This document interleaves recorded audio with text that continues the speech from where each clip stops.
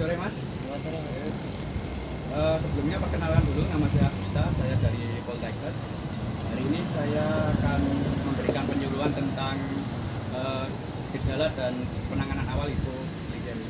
Boleh diperkenalkan dulu Mas? Ya, nama saya Randy Rahmawan. Umur saya 22 tahun. 22. Mas Randy ini mempunyai riwayat diabetes mellitus gitu. Iya Mas. Diagnosa sudah berapa tahun itu? Tahun. Setahun ada Mas. Mas Randy ini sudah mengalami diabetes setahun ya. Untuk kalau boleh tahu kadar gula darah terakhir itu berapa? Terakhir saya ngecek itu lebih dari 200 Mas. Lebih dari 200 bulan lalu. Iya. Bulan lalu ya berapa? Dan pakai insulin apa Mas? Insulin ya. Insulin ya itu insulin. Rutin Mas pemakaiannya. Sehari Ya rutin. rutin ya. Sehari berapa? 2-3 kali? 2. Dua ya. Mungkin ini nanti alur penyuluhannya yang pertama pembukaan seperti ini tadi, kedua nanti saya akan menyampaikan beberapa materi tentang pengertian tanda gejala dan yang terakhir mungkin penanganan dan pencegahan hipoglikemi. Terus nanti ada sesi tanya jawab, evaluasi dan terakhir penutup. Bisa dimengerti? Nanti paling 10 sampai 20 menitan ya. Sedia ya. Oke, langsung saja ya. Untuk penyuluhan hari ini yang pertama pokok bahasannya hipoglikemi, tapi sub pokoknya mengenal gejala dan penanganan awal hipoglikemi. Oke. Mas Randy ini berarti memiliki riwayat DM-nya tipe 1 ya. Sebenarnya penggunaan insulin.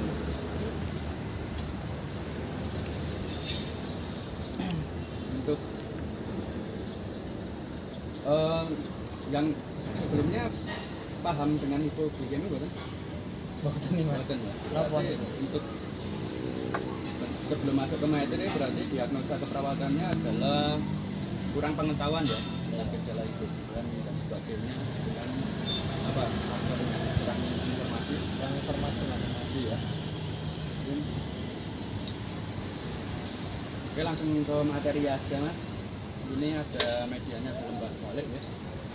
Lembar balik ini mengenal hipoglikemi, ada pengertian, tanda gejala, penyebab dan faktor risiko, komplikasi serta penanganan hipoglikemi. Oke, yang pertama ini ada pengertian hipoglikemi. Artinya bahwa hipoglikemi ini adalah kondisi ketika kadar gula darah seseorang penderita DM ini yang tadinya di atas 200 hiperglikemi, di kasus DM tipe 1 ini menggunakan insulin jadi menjadi tidak normal, yaitu kurang dari 70 mg. Jadi kata kuncinya hipoglikemi itu, hipo itu di bawah, kalau hiper itu di atas. Kalau di atas 200 itu namanya hiper, di bawah 70 namanya hipo. Terus kebanyakan orang yang mengalami hipoglikemi ini karena faktor insulin tadi ya Mas. Kemudian hipoglikemi ini harusnya perlu dicegah karena untuk penderita DM ini riwayat fatalnya akan menyebabkan kematian kalau tidak distabilkan. Memang agak ngeri ya, soalnya harus benar-benar distabilkan. Kemudian hipoglikemi ini adalah salah satu komplikasi penyakit DM. Artinya ini tidak berlangsung secara kronis tapi akut, cuma dapat mengancam nyawa itu sendiri. Hal tersebut disebabkan karena glukosa atau kadar gula dalam darah ini satu-satunya sumber energi menuju otak untuk aktivitas sehari-hari. Jaringan otak ketika tidak memiliki cadangan glukosa akan menyebabkan kematian saraf dan merusak sel dan sebagainya. Untuk prevalensi kematian hipoglikemi khususnya penderita DM ini di dunia 2% sampai 4% kematian. Artinya hipoglikemi ini benar-benar penyakit akut, komplikasi yang benar-benar harus ditangani. Masuk poin kedua, yakni tanda dan gejalanya. Itu tanda yang pertama itu gejalanya menyebabkan lelah karena kurangnya sumber energi, pasokan, cepat lelah. Kemudian pusing karena energi juga yang kurang, cuma menyebabkan pusing, nyut, gier, pucat, jelas kan kalau lelah, pusing itu mesti pucat. Pikir kesemutan, dingin mas, kemudian gemetar, gampang gemetar. Ibarat orang kurang makan atau gimana kan, kosong perut, kosong energi, tremor. Nathan itu tremor terus. Ya, saya punya anak namanya Nathan itu juga tremoran. Kemudian gampang berkeringat, merasa lapar, cepat lapar gitu mas. Itu terus jantung berdebar. Biasanya orang-orang kekurangan energi jantung cepat berdebar, sulit konsentrasi kan kalau lelah, pusing dan pasti mudah marah. Mungkin mohon maaf ada tanda gejala nggak di jaringan? Oh, kalau pusing sering sih mas, pusing. Gemeter itu juga kalau pas tabrak gemeter. Lanjut, untuk hipoglikemi ini bisa memburuk jika dibiarkan. Akibatnya penderita hipoglikemi dapat mengalami gangguan penglihatan, menyerang saraf mata, bisa menyebabkan ke arah situng di bawahnya. Kemudian tampak gampang bingung, bersikap tidak normal, mengalami penurunan kesadaran dan kejang. Itu ketika hipoglikemi ini sudah buruk. Ini untuk fatal terakhir ya kematian. Lanjut, untuk penyebab hipoglikemi sendiri, penyebabnya biasanya kan terjadi di semua penderita diabetes ya. Cuma untuk kasus hipoglikemi kebanyakan di DM tipe 1 seperti masnya ya, karena penggunaan insulin dan berlebih. Insulin itu apa? Insulin itu adalah obat untuk menurunkan kadar gula yang berlebih. Ketika penggunaannya tidak sesuai dosis, tidak sesuai anjuran dokter, tapi akan menyebabkan rendahnya gula darah, menyebabkan akhirnya dosis, apalagi harus benar-benar sesuai anjuran dokter. Tapi untuk DM tipe 2 pun juga bisa terjadi karena dapat memicu pelepasan insulin sendiri. Penggunaan dosis insulin yang normal, namun tubuh kekurangan asupan karbohidrat ini menjadi salah satu penyebab hipoglikemi. Kan penderita DM terlalu banyak aktivitas fisik tanpa asupan nutrisi yang pas kebutuhan. Terus untuk penyebab selanjutnya adalah konsumsi alkohol yang berlebih dalam keadaan perut yang kosong ya, bisa digarisbawahi keadaan perut yang kosong. Ini ketika kamu mengonsumsi alkohol yang berlebih akan menyebabkan hipoglikemi. Mohon maaf mas, ada mungkin pernah mengonsumsi atau masih mengonsumsi? Pernah. Nah, dalam keadaan kosong saya minum alkohol, terus dalam jangka waktu yang dekat saya muntah-muntah. Hangover ya mas? Hangover. Tapi udah berhenti lama ya? Itu kasusnya sebelum didiagnosa sebelum ya? Berarti nakal ya? Selanjutnya adalah faktor hipoglikemi ya. Terdapat faktor resiko mengalami hipoglikemi. Yang pertama memiliki riwayat DM, jelas maksudnya kadar gula terakhir 200 lebih ya. Kemudian menjalani terapi insulin, maksudnya DM tipe 1, otomatis pengobatan insulin. Jika mengonsumsi obat sulfonylurea itu memicu perpasan insulin, bukan DM tipe 2. Keempat, kelebihan berat badan. Kalau saya lihat maksudnya tidak lah. Poin keempat, mengonsumsi alkohol pernah. Jadi faktor-faktor ini resikonya akan menyebabkan hipoglikemi. Karena masnya pasnya sudah didiagnosa diabetes mellitus, harus menghindari faktor-faktor yang menyebabkan resiko itu. Poin 5 apalagi harus berhenti insulin. Pengobatan insulin harus benar-benar sesuai anjuran dokter. Selanjutnya untuk komplikasinya, komplikasi jika tidak ada penanganan yang baik atau tepat, dia menyebabkan yang pertama kejang, hilang kesadaran, fatalnya kematian. Kemudian akibat lain, ketika kekurangan glukosa dalam tubuh kan lemes, tidak bisa konsentrasi, tidak bisa menyikapi secara normal, itu akan menyebabkan bisa faktor-faktornya terjatuh ketika mengendari motor atau sebagainya, cedera ketika beraktivitas fisik, seperti misal contoh sehari-hari menyapu, ketika menyapu itu terus jalan kaki mau kemana ketika dalam perjalanan atau cedera, jalan saat berkendara tidak fokus, kemudian bisa ini Anda juga mungkin mengalami kondisi yang disebut koma akibat hipoglikemi yang ekstrim ketika tidak ditangani yang dengan baik ya. Kemudian karena apa itu komplikasi ini? Karena glukosa satu-satunya makanan bagi otak manusia. Jika kadar gula darah terlalu rendah, otak menjadi tidak memiliki energi ya, untuk menjalankan fungsinya dengan tepat atau baik. Kondisi akan membuat darurat.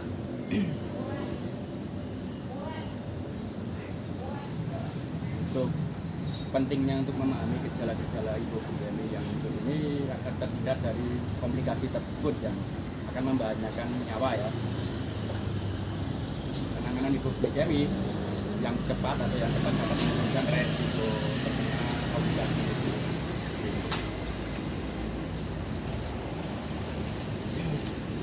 Selanjutnya ada penanganan hipoglikemi ya. Untuk selanjutnya adalah penanganan hipoglikemi sendiri. Untuk penanganan hipoglikemi setelahnya adalah segera konsumsi makanan atau minuman yang mengandung gula untuk menaikkan gula. Karena apa? Penggunaan insulin itu akan menurunkan gula, makanya untuk menambah energi harus konsumsi yang agak gulanya Manis. teh manis. Nasi bisa, teh manis ingat ya. Kemudian jus buah yang mengandung gula. Kemudian syaratkan juga mengonsumsi yang memiliki indeks glikemik yang tinggi, bisa vitamin, nasi putih, sereal, kemudian susu. Biasanya gejala ini akan mereda 10 sampai 20 menit setelah mengonsumsi makanan yang disebutkan tadi.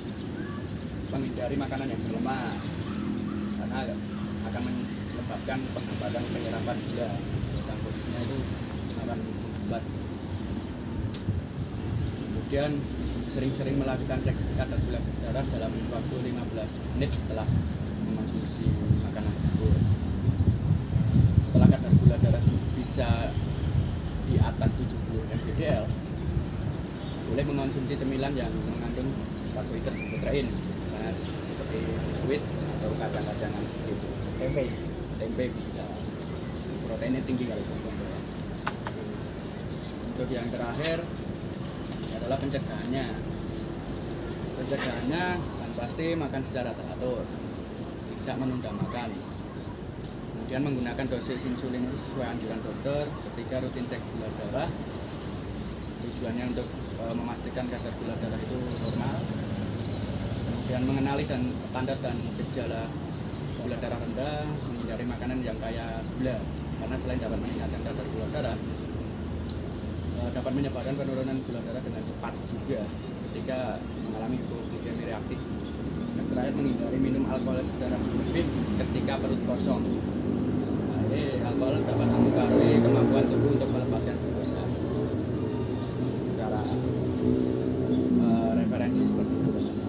Ini sudah selesai yang untuk materinya. Mungkin sesi selanjutnya adalah tanya jawab. Apa yang harus diulangi atau apa? Pertanyaan. Ciri-ciri hipoglikemi tadi apa mas? Untuk ciri-cirinya tanda gejala itu Gejalanya ya. orangnya cepat pusing, pusing ya, bibir gemeter berarti kan, tremor. Nah, kemudian cepat lelah yang pasti karena kekurangan energi. Penurunan gula darah ini kan menyebabkan energi yang masuk ke tubuh ini kurang, itu agak sulit berkonsentrasi dan mudah marah. Mungkin itu. Ada pertanyaan lagi kan? Kalau saya ini kan lebih dari 200, itu maksudnya hipo apa hiper? Kalau kata kuncinya kan hipo sama hiper. Hiper itu di atas 200. Itu diabetes apapun itu biasanya awalnya 200-an lebih di atas hiper. Kalau hipo itu di bawah 70 mgdl. Artinya hipo itu rendah, hiper itu di atas. Jadi kalau saya belum gitu ya? Belum. Nah, ini tujuannya kan untuk mencegah agar tidak Jadi indikasinya ke arah hipoglikemi. cara pencegahannya tadi gimana? Cara pencegahannya ya yang pasti makan secara teratur, tidak menunda makan, dan menghindari alkohol yang berlebih ketika perut kosong. Cek rutin gula darah aja untuk memastikan normal atau tidaknya gula darah. Penggunaan insulinnya sesuai dengan anjuran dokter. Itu. Oke mas. Untuk selanjutnya adalah evaluasi ya mas. Evaluasi nanti saya tanyakan, nanti jenengan jawab. Ya. Apa yang diketahui tentang hipoglikemi sendiri? Oh, hipoglikemi adalah keadaan di mana suatu gula darah itu kurang dari 200, benar ya? Kurang dari 70. Kurang dari 70. Kalau kurang dari 200 untuk gula darah waktu itu masih normal, kurang dari 70. Kurang dari 70 gitu ya. Kemudian untuk tanda gejalanya, bibir gemeter, pusing, lelah, terus tremor ya. Terus untuk komplikasinya tadi menyebabkan bisa kematian ya mas? Kematian, koma juga ya mas? Serem ya mas? Serem karena reaktif itu. Jadi pencegahannya tadi makan teratur, harus teratur ya, tidak boleh mengkonsumsi alkohol, jelas ya kalau lapar. Ya, mungkin evaluasinya udah bagus ya mas, sudah agak sedikit mengerti. Saya bacakan kesimpulannya dulu, penutup ya. Jadi hipoglikemi itu suatu kondisi di mana penderita DM ini kekurangan gula darah.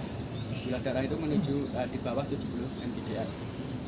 Kemudian untuk tanda dan gejalanya akan menyebabkan lelah, pusing, pucat, sulit berkonsentrasi, mudah berkeringat, merasa lapar, dan yang pasti jantung berdebar.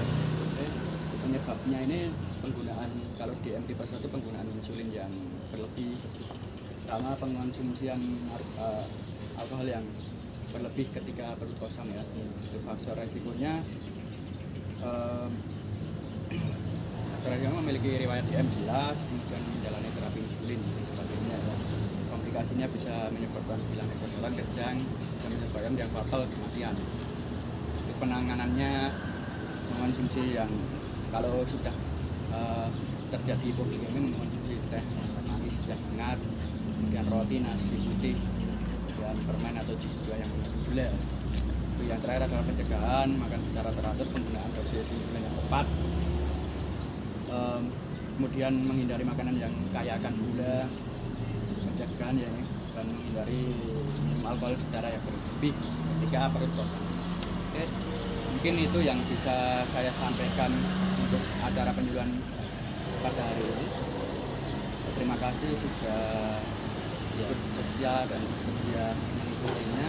Semoga bisa setelah ini bisa mengerti, paham, dan bisa mencegah hipoglikemi ya. Terima kasih ya mas. Yang terakhir penutup ya mas. Ya, terima kasih. Kemudian salam kesekian. Ya, salam kesekian. Terima kasih mas. Ya.